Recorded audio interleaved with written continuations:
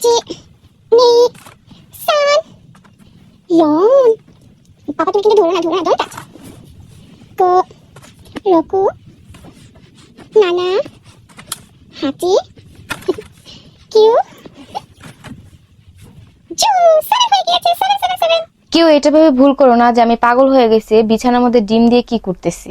আর 3 দিন পর বাবুর 7 মাস কমপ্লিট হবে, তো ভাবলাম আজকে যেহেতু ফ্রি আছি আমি তাই কিছু ফটোশুট করে নেই। এইদিকে বাবুর গোসলটা সেরে নিয়েছি আমি। আর আমি সবসময় বাবুর গোসল করার আগে সবকিছু এখানে রেডি করে রাখি যাতে আমার পরে অসুবিধা না হয় আর বাচ্চার ঠান্ডা না লেগে না যায়। কে বলে যে গোসল করলে এভরিডে ঠান্ডা লাগে, মোটেও তাই না। মেইন পয়েন্ট হচ্ছে গোসল করার পর তাড়াতাড়ি হচ্ছে মাথাটা মুছে দেওয়া যাতে কোনো পানি না থাকে।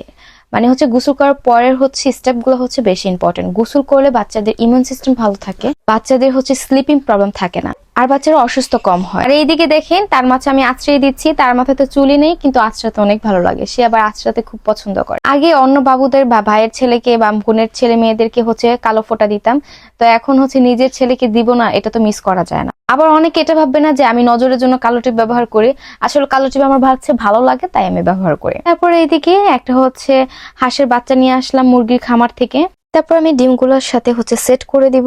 আমার বাচ্চা ওটা এখানে সেট হতে দিতেছে না, যাই হোক ওটা সেট করার পরে আমি কয়েকটা ফটোশুট করে নিয়েছি। এই তো আজকে এই পর্যন্ত, আশা করছি সবাই ভালো থাকবেন। আল্লাহ হাফেজ।